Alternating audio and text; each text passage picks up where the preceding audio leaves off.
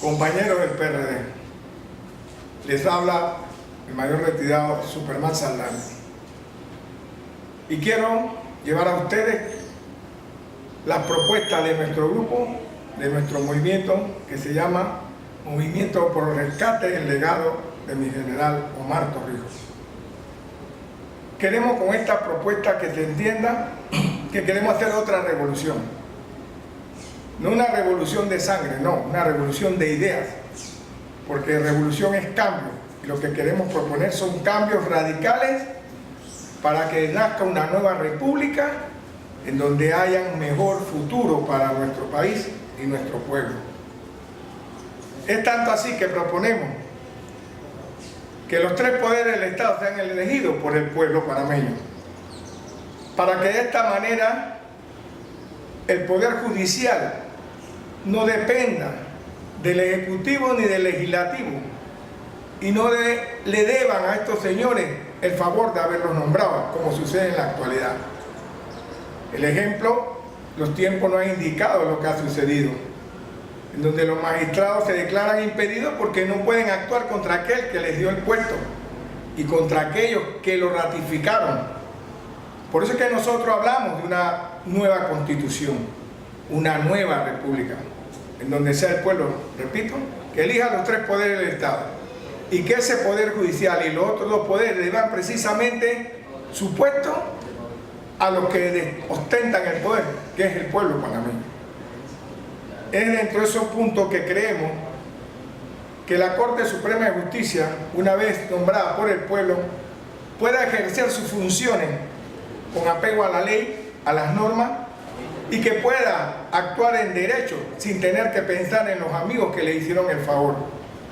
Y que estos señores ejerzan su poder hasta la edad de los 75 años, en donde se le aplicaría la ley Faúndez, que está existente y vigente. Y estos señores pueden actuar totalmente en libertad para hacer que se cumplan las leyes y la Constitución panameña. También sugerimos cambios, que todo tendría que ver en los cambios constitucionales.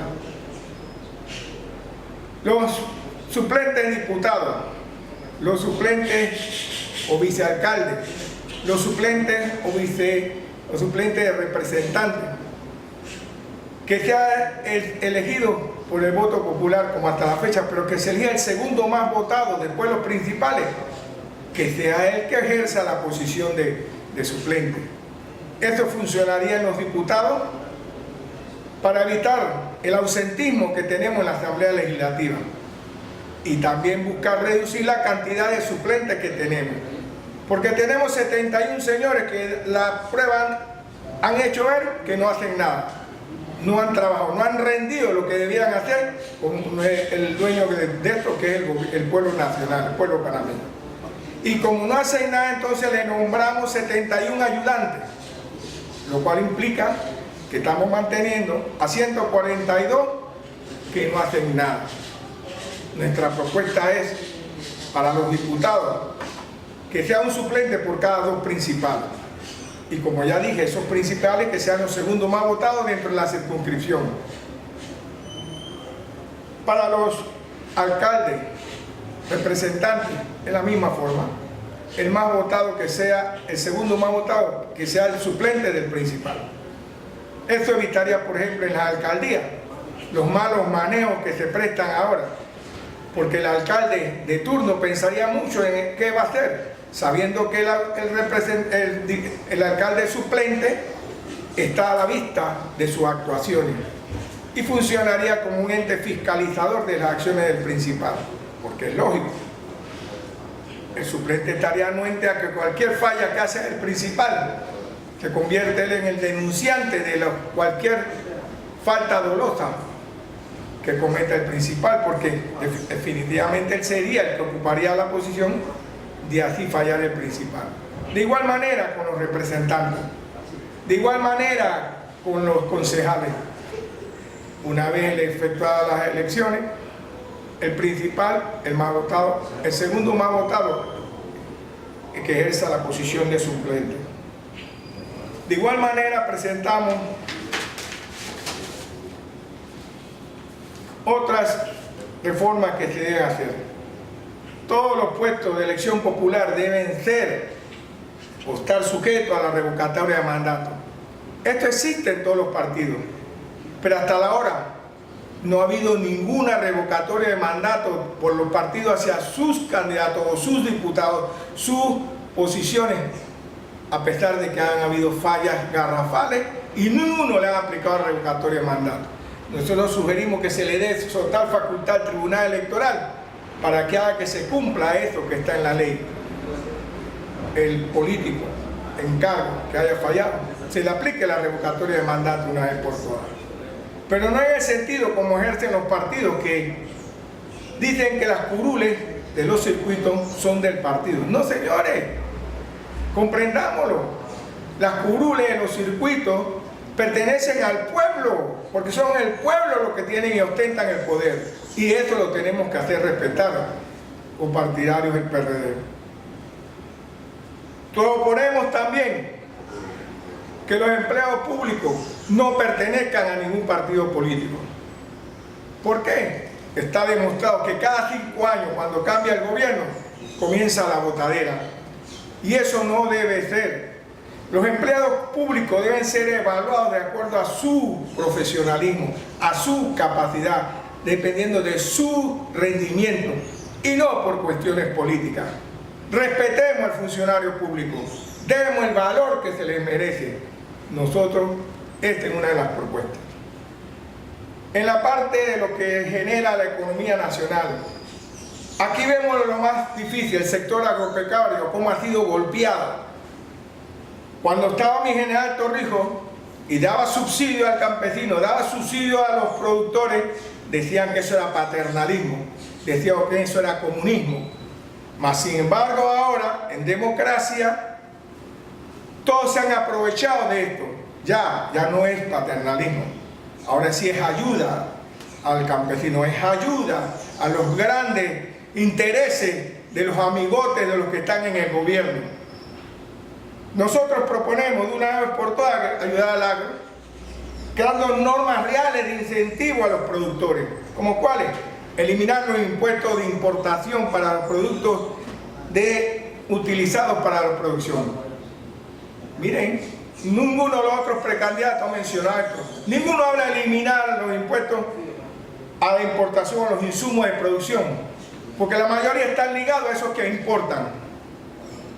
Revisar la política existente en el MIDA y demás instituciones del Estado en cuanto a la planificación y apoyo técnico y tecnológico que se debe brindar al manejo y control nacional de la producción o carencias que se pueden dar. Si no hay planificación, no se puede prever la carestía en los alimentos que necesita nuestro país. Hay una cosa que ya se ha olvidado. Con mi general Torrijos, Tonosí era el granero de la República. Tonosí producía suficiente arroz para el consumo nacional.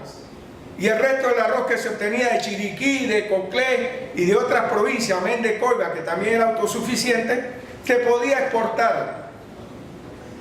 La producción de arroz de Coiba y muchos productos de Coiba iban a parar a los hospitales, orfanatorios y asilos de ancianos.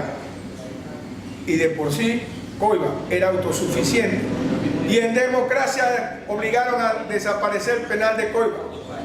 Y hoy por hoy la comunidad está pidiendo un centro carcelario en donde se le puedan dar todas las facilidades al detenido, pero que también sean productivos, que produzcan su alimento, que produzcan lo que necesitan ellos y que a su vez entren en el mercado nacional a costos muy bajos.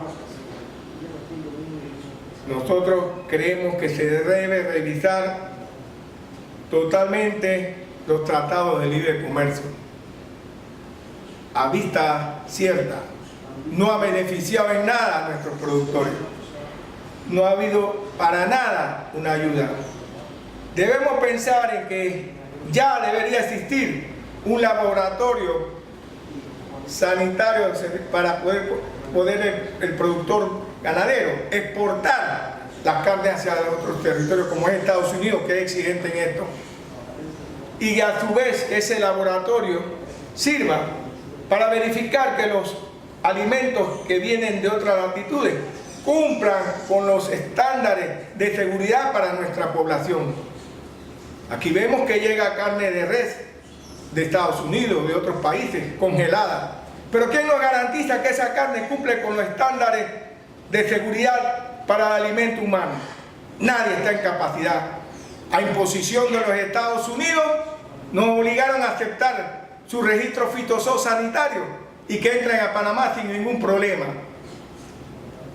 El ministro del ramo en su momento debió haber peleado por esto y no haber renunciado como lo hice, librándose a lo Poncio Pilato del problema. Creemos firmemente que hay artículos que se le debe aumentar el impuesto. Me refiero al tabaco, al alcohol, en todas sus formas, a los autos nuevos, a todos aquellos rubros de fabricación foránea que no son de primera necesidad y que todos conocemos como que son de lujo. Creemos firmemente en que se debe reactivar el control de precios, porque hemos visto a paciencia que la Codeco no ha cumplido con sus funciones. No ha cumplido, señores.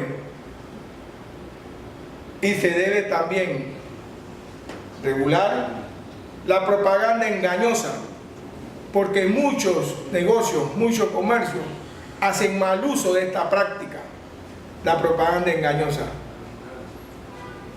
Debemos crear incentivos de manera tal que traer capitales extranjeros o capitales nacionales que quieran invertir en el futuro de la nación. Pero démosles facilidades. Invitemos a otras naciones que pongan en nuestro país, por ejemplo, ensambladoras de autos, fábricas de computadoras y todo lo que lleva consigo las nuevas tecnologías que podrían muy bien establecerse en Panamá, generando miles de empleos. Pero no los traigamos hacia la ciudad capital, volgámoslos hacia el campo. En las provincias centrales podría ser. ¿Y por qué no en Tortillo o Agua Fría?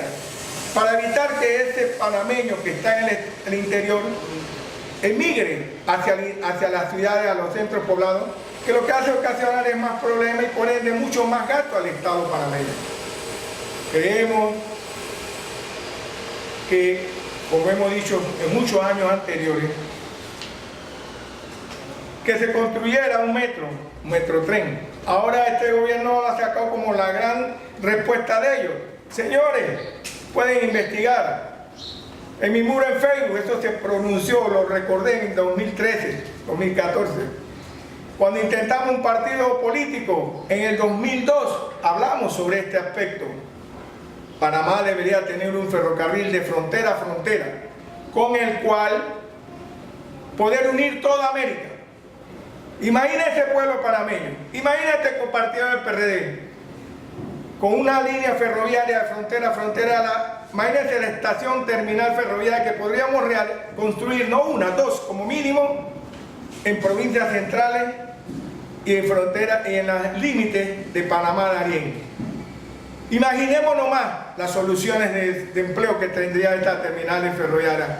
Imaginemos simplemente qué cantidad de volumen de carga y contenedores se podría manejar a través de esta ruta. Imaginemos simplemente el paso de grandes turistas a través de nuestro país, porque recordemos, nuestra posición geográfica es un paso obligado, no solo de naves aéreas ni de buques, sino también terrestres, podríamos completar el círculo. Es necesario que tengamos eso en cuenta. También nosotros ya hemos planteado anteriormente la construcción de una carretera de frontera a frontera, con lo cual también, de una vez por todas, unir las Américas por tren y por carretera. Y eliminaríamos el mito del Darién, que en la realidad no ha detenido ni el narcotráfico, ni la inmigración ilegal, ni las enfermedades como se nos ha hecho creer por tantos años. Así que, señores, estas son parte de nuestras propuestas. Con respecto a las leyes fiscales, debemos estar claros que es un deber tributario. Y la evasión fiscal se debe penalizar. Ninguno habla sobre este tema porque es escabroso, porque la mayoría tienen intereses en empresas pero nosotros creemos, si somos de imitar cosas de otros países, como por ejemplo Estados Unidos, los Estados Unidos de Norteamérica es grande, es fuerte económicamente porque penalizan la evasión de impuestos. Recordemos, el gángster Al Capone, por lo único que pudieron capturarlo fue por evadir impuestos. Y así fue que pudo Estados Unidos poner tras la reja a un gran delincuente. Señores, debemos aprender a tributar.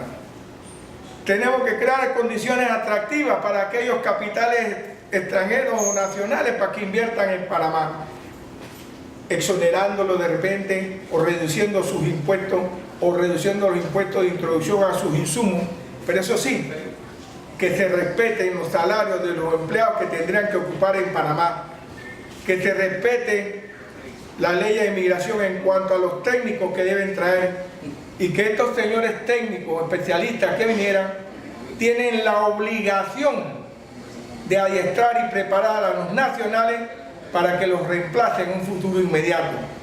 Esto es una ley y no se está cumpliendo, porque los estamentos de migración y de Ministerio de Trabajo y Desarrollo Laboral no lo están haciendo. Así que exijamos que se cumplan las leyes panameñas. En cuanto a los capitales extranjeros de inversión, que no se les permita que en un momento dado se declaren en quiebra y se lleven todo lo que trajeron, más sus ganancias. Porque esa es la costumbre, se declaran en quiebra, igual que hacen los nacionales, para evadir su responsabilidad de tributar. Esos señores que vienen a invertir a Panamá traen su capital semilla de inversión, eso se les respeta. Miren, no estamos hablando de expropiación, no estamos hablando de nacionalización de algunos recursos o servicios. Estamos hablando que el que viene con un capital de servicio a Panamá, que produzca. Si quiere retirar su capital de inversión, lo puede hacer, pero que lo que son los capitales que han generado ese servicio no los deben poder retirar de inmediatamente o todos a la vez, porque parte de ese capital debe seguir en Panamá produciendo para los panameños, para evitar que se cierren las empresas o fábricas o el comercio que fuera, que ocasionaría desempleo en nuestros futuros panameños o en nuestra clase obrera. Es por eso que nosotros también hablamos dentro de esto, que debemos analizar, investigar bien cuando una empresa se declare en quiebra, para evitar que esos capitales huyan del país. Y cuando eso se da, que haya la posibilidad que se nombre una administración por parte de los mismos trabajadores para que ese capital siga generando y siga dando el sustento a los que han trabajado con ellos. En materia de educación, señores, en la educación está nuestra liberación. Definitivamente a los grandes poderes económicos no les interesa que tú, panameño, que me estás escuchando, te eduques, porque en el momento que adquieres más educación, un nivel superior, le vas a exigir más, porque vas a conocer mejor tus derechos. Y eso es lo que a ellos menos les interesa, porque mientras menos educados seamos, ellos nos explotarán mayormente. Así que panameños, nosotros creemos que se deben revisar todos los programas de estudio existentes e instituir carreras cónsonas con nuestra realidad nacional. Debemos crear profesionales jóvenes para que puedan entrar en el mercado laboral. Nosotros creemos que se debe salir al estudiante de 12º grado o bachilleres, como se llama ahora, en carreras técnicas y no seguir produciendo bachilleres que no tienen ningún beneficio, porque nada más que es satisfacer el ego y agarrar un certificado o diploma de 6º año para colgarlo en la pared. Ese es el único beneficio que se obtiene con esos bachilleres. Yo soy bachiller y la experiencia me ha demostrado que nada más es un título para tenerlo en la pared. No beneficia más nada.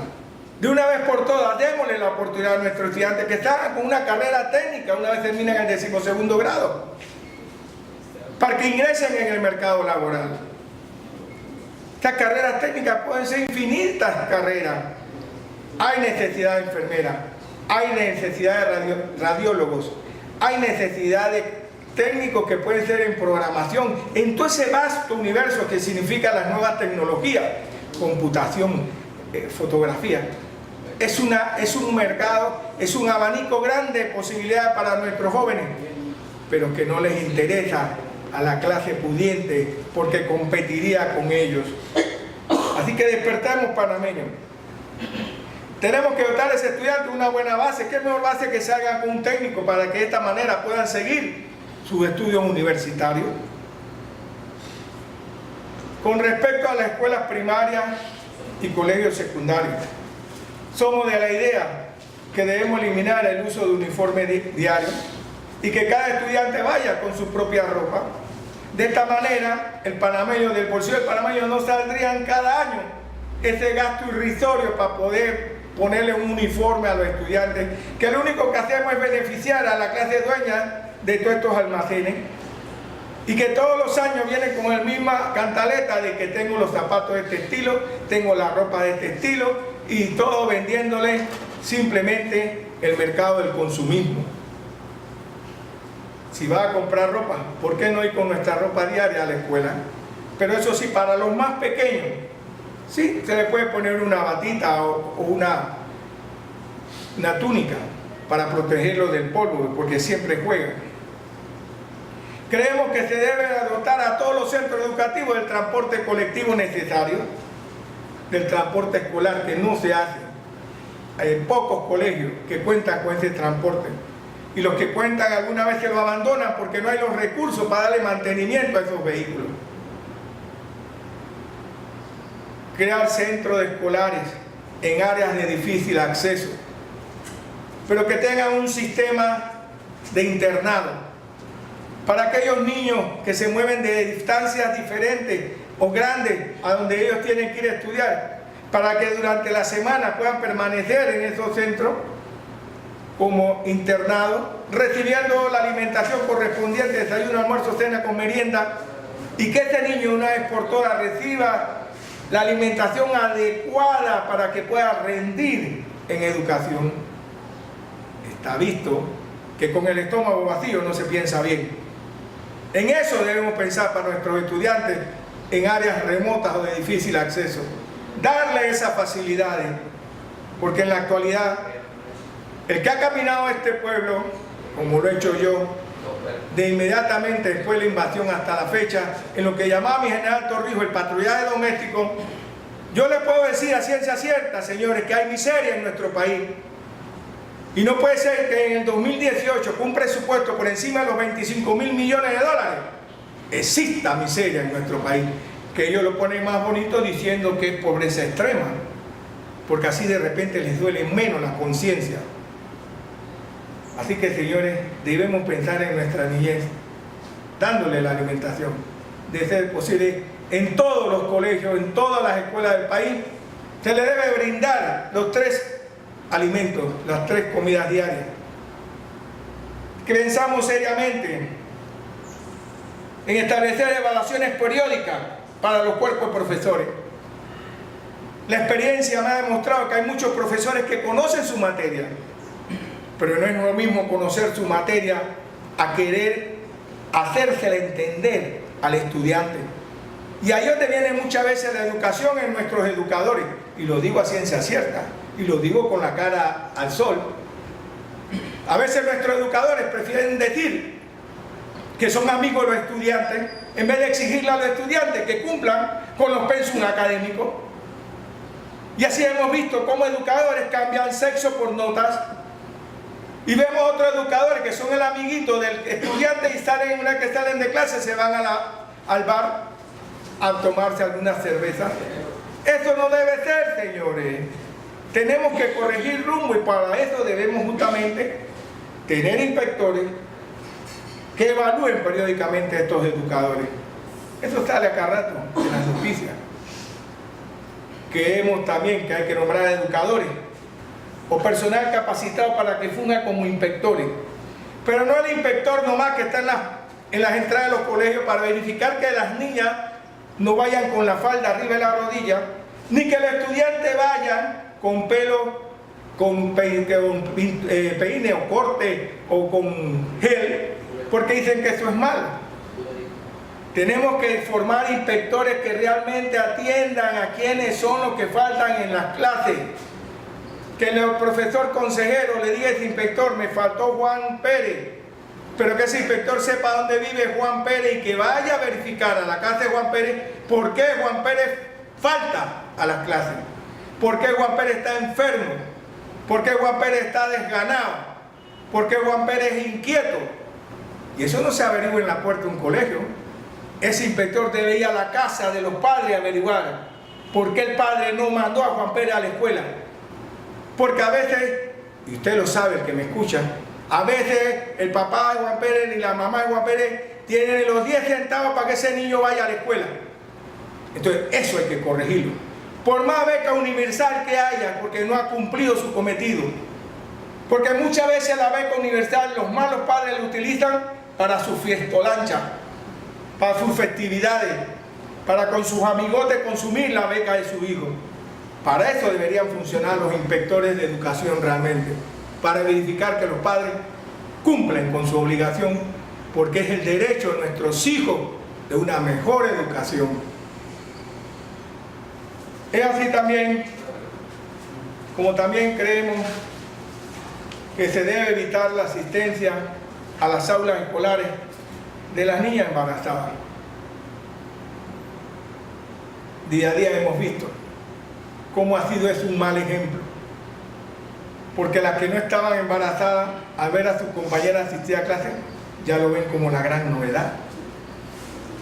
Y así como vemos que se ha incrementado el número de niñas embarazadas en los colegios, a ciencia y paciencia de los ministerios de educación, alegando que los derechos de la estudiante es eso, pero no están pensando en los derechos de la estudiante que está allá, que no está embarazada.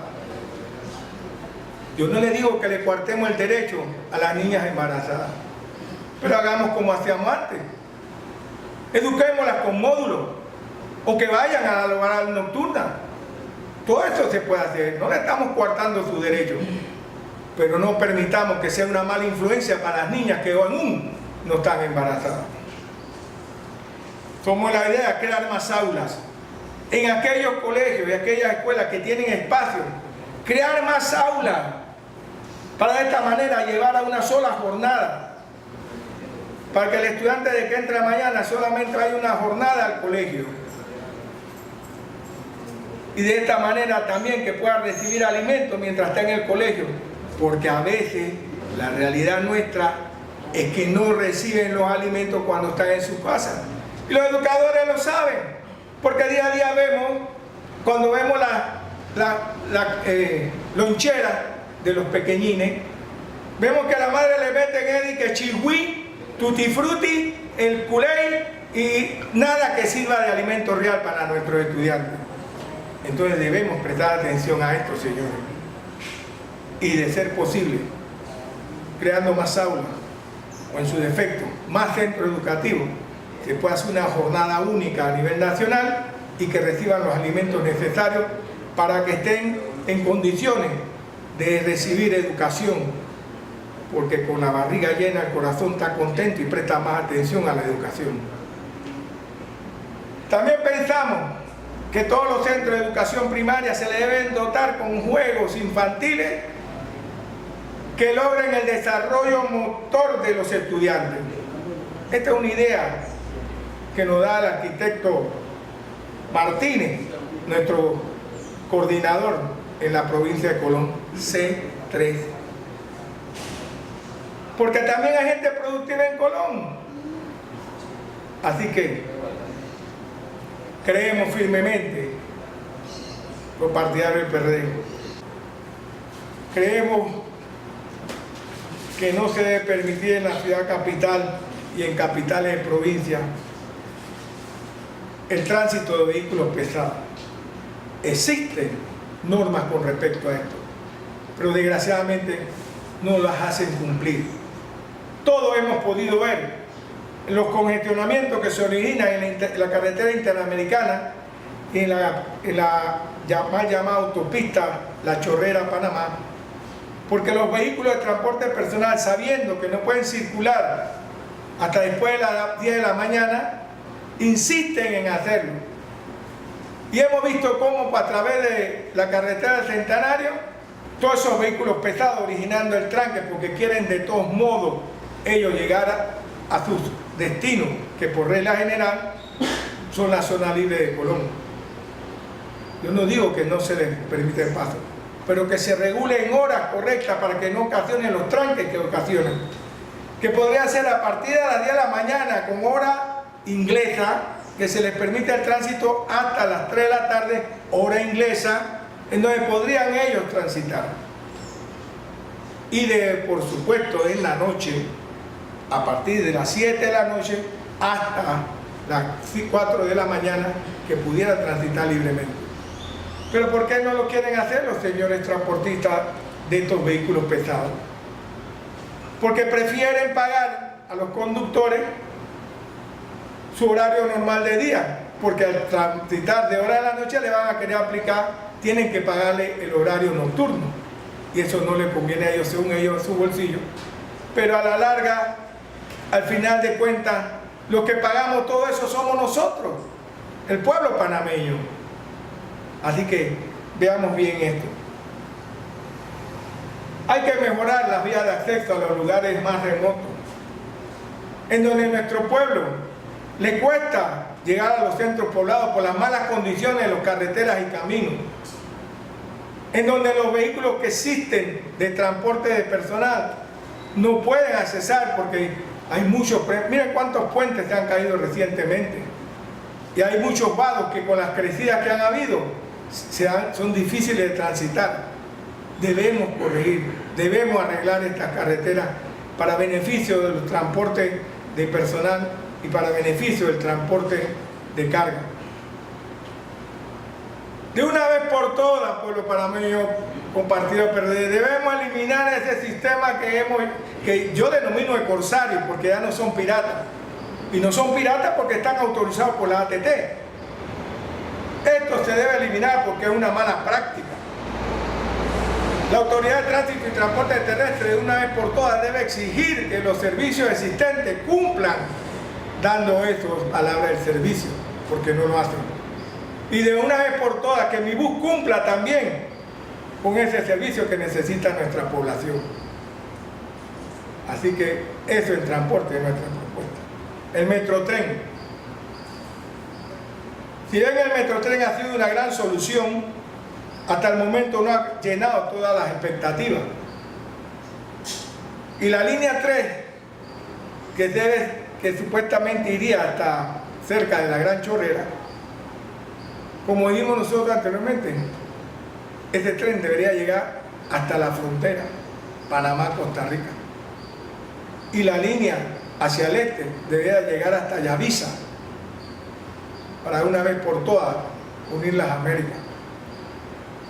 Imaginemos con ese tren como hemos planteado, aparte de las terminales que ya hablamos, los ramales que saldrían hacia el norte y hacia el sur. ¿Cuántas soluciones de transporte no daríamos a nuestras comunidades para bajar su producto hacia los mercados nacionales? Pensemos en eso nada más. Con ese sistema ferroviario ya hablamos que se podrían dar grandes soluciones a todo el país. La seguridad pública. Está comprobado que los estamentos de seguridad no han podido frenar la delincuencia, ni siquiera han logrado minimizarla. Y esto se lo digo con conocimiento de causa, porque soy mayor retirado de las distintas fuerzas. Y mi último trabajo fue de subdirector nacional de tránsito. Para poder frenar la delincuencia se necesitan medidas fuertes y acciones drásticas. Es la única forma de combatir la criminalidad. ¿Qué proponemos? Reestructurar y reorganizar la fuerza pública. Ejecutar planes y operaciones para combatir la delincuencia. Señores, esos planes ya los tenemos en mano. Planes y programas para lograr un mejor desempeño de la Policía Nacional. Plan de operación para desarmar las bandas delincuenciales. Retomar de una vez por todas, ¿por qué no?, la creación de una buena Policía Nacional al estilo de la Guardia Nacional, colocando a esta bajo la dirección del Ministerio de Gobierno. También hablamos, ¿por qué no?, de crear una Policía Federal, con funciones casi federales, porque no somos un Estado federal, pero que esto combatiría el crimen organizado, el narcotráfico, y además actuaría en materia de migración y aduana, bajo la dirección de la Procuraduría General de la Nación. Y por una vez por todas se desligaría de estas funciones la Policía Nacional, que lamentablemente muchas veces, por querer cumplir con sus funciones, lo que hacen es que dañan las escenas del crimen, contaminan las escenas. Y acá rato hemos visto cómo tenemos problemas con nuestros policías queriendo cercar el área, y todo ciudadano lo que pretende hacer es entrar en el área del crimen que se ha detectado. Todos hablamos de seguridad nacional, pero al parecer solamente se refieren a la seguridad pública. Y en este país no hemos olvidado de lo que es la defensa nacional. Nadie menciona la defensa nacional. Y a pesar de contar con un tratado de neutralidad del Canal de Panamá, que implica definitivamente un tratado de neutralidad para la República de Panamá, hemos podido observar cómo hemos sido colocados en la tarjeta de tiro de los grupos religiosos extremistas, llámese el ISIS, y la neutralidad se defiende, no nos la regalan. No por el solo hecho de decir que somos neutrales vamos a evitar que nos ataquen terroristas.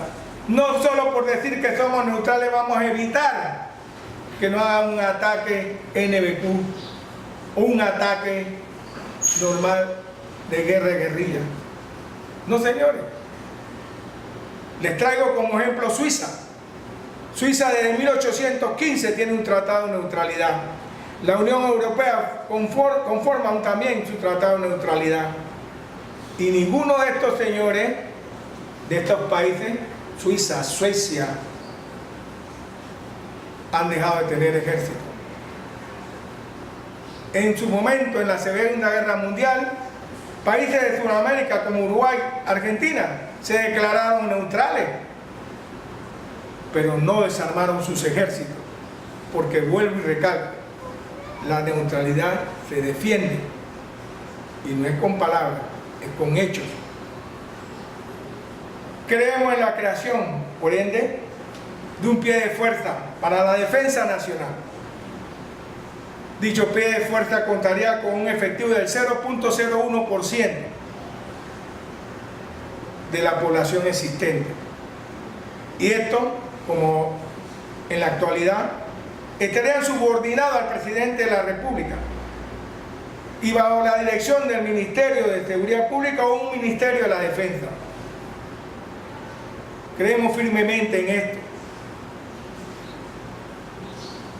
Y ese pie de fuerza estaría dividido en los diferentes estamentos denominados Fuerza Terrestre, Fuerza Aérea, Marina Nacional.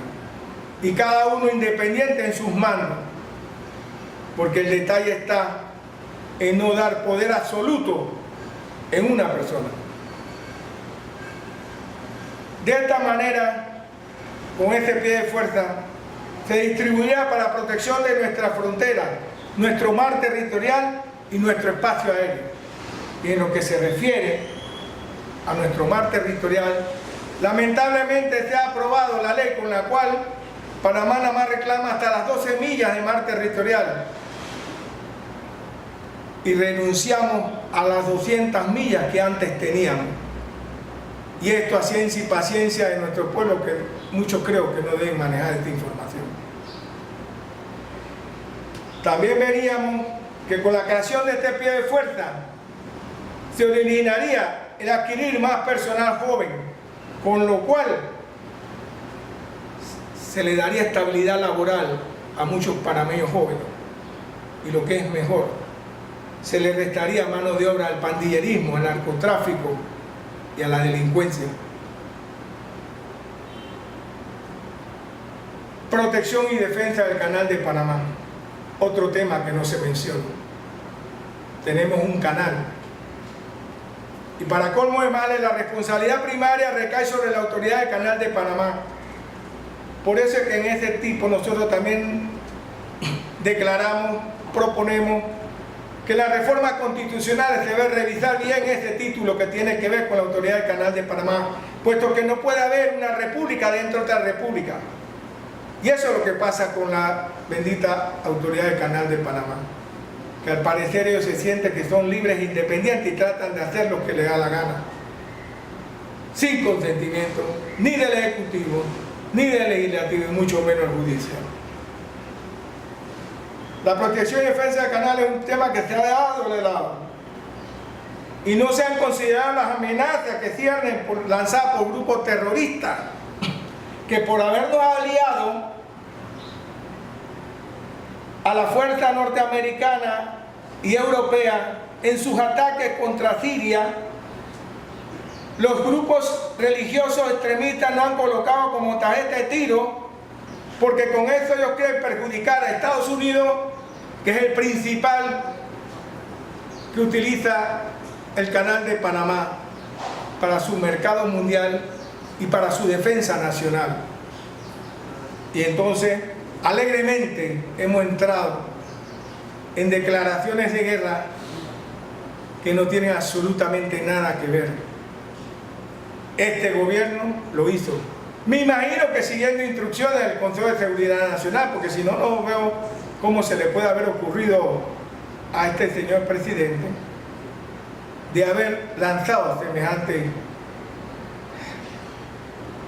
irrespeto a la comunidad panameña e internacional, olvidándose totalmente que tenemos ese tratado de neutralidad. Simplemente tenemos que pensar en lo que proponemos nosotros. Si es cierto que tenemos un tratado de neutralidad, como repetimos, la neutralidad se defiende. Debemos prestar la atención que para la protección y defensa de ese canal podemos crear un contingente multinacional en donde se llamaría la participación dentro de nuestro territorio de aquellas naciones amigas que quieran formar parte para la protección y defensa de este bien que es de Panamá, pero que también sirve al mundo. Y en este sentido se puede recurrir hasta la ONU para su participación en la defensa de nuestro canal. ¿Y por qué no solicitar a la UNESCO para que se declare el Canal de Panamá como patrimonio de la humanidad, lo cual serviría de base para que se respete nuestra condición de neutral? La Caja del Seguro Social. La Caja del Seguro Social hay que revisar el supuesto subsidio que da el gobierno nacional. Digo supuestamente porque se habla de 500 millones anuales hacia el Seguro Social. Hay que revisar eso.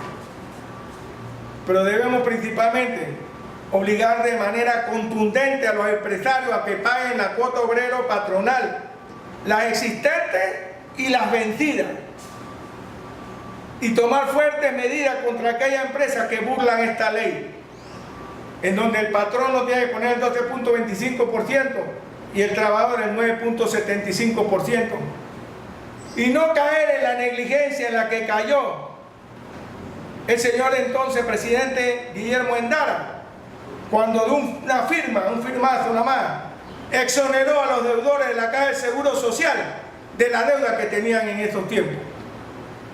Una verdadera negligencia. Y este le dio abandonó totalmente a nosotros los cotizantes del Seguro Social. Si queremos salvar la caja del Seguro Social, todos tenemos que poner nuestro granito de arena. Y creemos firmemente que se debe reducir la cantidad de beneficiarios por núcleo familiar. Es doloroso, pero es la verdad. Si no, tú, panameño, tú, copartidario PRD, que estás joven, no vas a lograr jubilarte porque no van a haber fondos para tu pensión. Si en un núcleo familiar nada más contribuye uno, nada más cotiza uno, no puede ser que tengan la señora 3 hijos, papá, mamá, abuelito y Serafín, porque todos toman leche. No, señores, debemos ponerse conscientes. Si nada más cotiza uno en el hogar, bueno, seamos justos. 2, máximo 3, que reciban ese beneficio. Debemos de una vez por todas tratar de reducir los costos de los medicamentos que vienen a la caja del Seguro Social. Y lo que es mejor aún, que lleguen en constante. Todos los que tenemos necesidad del Seguro Social estamos cansados de ir a pedir medicina y los que están en la ventanilla parece que fueran venezolanos del show ese que antes pasaban cómicos que decían: señora, tiene tal... Usted va acá al laboratorio, a la farmacia del Seguro Social, y usted pide cualquier medicamento y lo primero que le dice es: no hay. Esa palabrita ya es de todos los días en el seguro. ¿Tiene tal cosa? No hay. ¿Tiene tal reactivo? No hay. ¿Tiene medicamentos para la insuficiencia renal? No hay. ¿Tiene medicamentos para los que tienen problemas cardíacos? No hay. ¿Tiene problemas para los de hipertensión? No hay. ¿Tiene medicamentos para los que tienen problemas de... Es que es un rosario de no hay, que hace una letanía. Lo que usted pida es: no hay. Creo que se han copiado incluso los taxistas que antes decían: no voy. Acá es: no hay. Así que, resumiendo, debemos que tener en cuenta todo esto para que desaparezca. Olvidado el mal servicio que rinda la caja del Seguro Social. No puede ser que usted vaya a solicitar una cita y como si fuera de acuerdo con los médicos, no sé con quién, la cita se la programan cada 6 o cada 9 meses. Pareciera que estuvieran con esto buscando la fórmula de que si llegas, te atenderá el médico. Pero si no llega, mejor pues. ¿Qué quiero decir? Que muchas veces están dando la cita esperando que lo mate a uno la enfermedad antes de recibir la atención médica. Las benditas filas. Aquí hubo un presidente que decía que iba a acabar con las filas esas que se formaban a las 5 de la mañana en las entradas de los seguros sociales. Y es verdad, terminó con las filas que se hacían en las puertas del seguro social. Ahora la fila la hacemos adentro. Y cuando usted va al seguro social, debe ir totalmente claro y consciente de que no va a hacer como mínimo 3 filas. Una, esperando que el médico te atienda. 2, buscando la cita que de repente te manda por un especialista. 3, para meter la receta. Así que son como mínimo 3 filas que todo ciudadano asegurado tiene que ir así, resignado, como vaca al matadero en el seguro social. Señores, busquemos cambiar todo este orden de cosas. Es hora, señores, que nuestro pueblo tome las riendas de nuestro futuro. Y este es el momento. En el salud, de una vez por todas hay que reactivar la salud preventiva.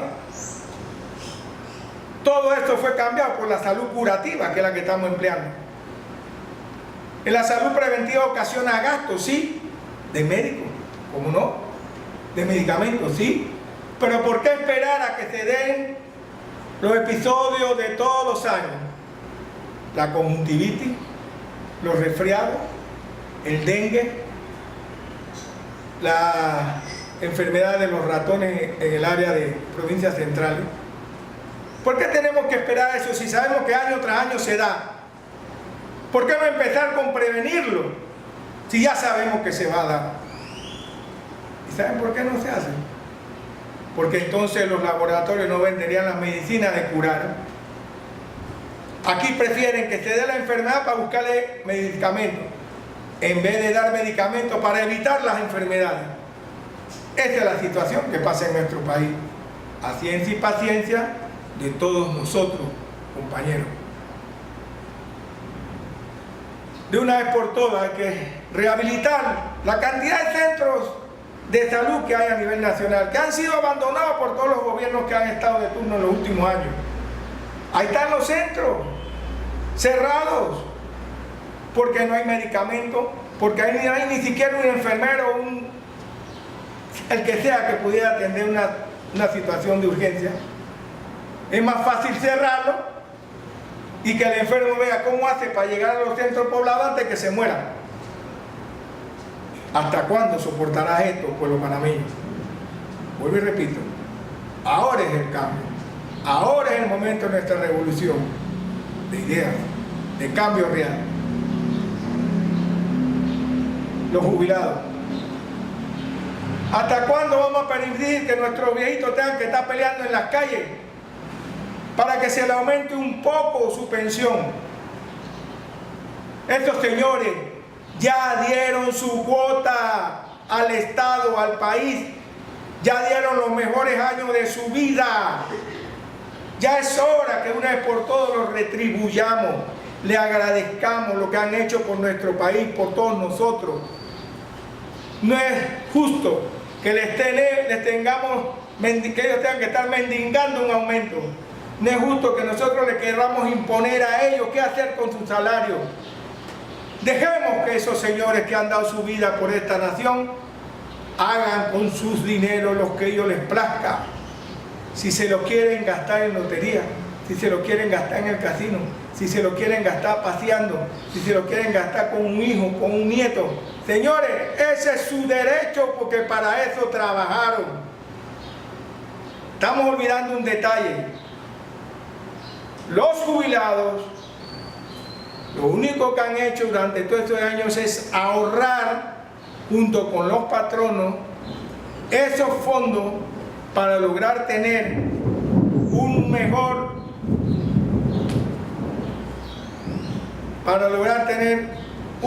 futuro, por lo menos tener mejores días cuando llegaba ese periodo de jubileo. Y nosotros no somos quienes para regatearle a ellos el derecho a disfrutar la vida en los días que Dios le tenga guardado y reservado para ellos. Así que debemos, de una vez por todas, cumplir con lo que dice la ley. Revisión y aumento de los jubilados cada 2 años. Debemos estarle ninguneando a los jubilados, porque tarde o temprano, tú que me escuchas, llegarás a la edad de jubilación.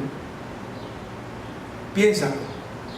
Debemos pensar también con respecto a los préstamos a los que pueden accesar los jubilados, en donde le ponen cantidad de miles condiciones, porque los diferentes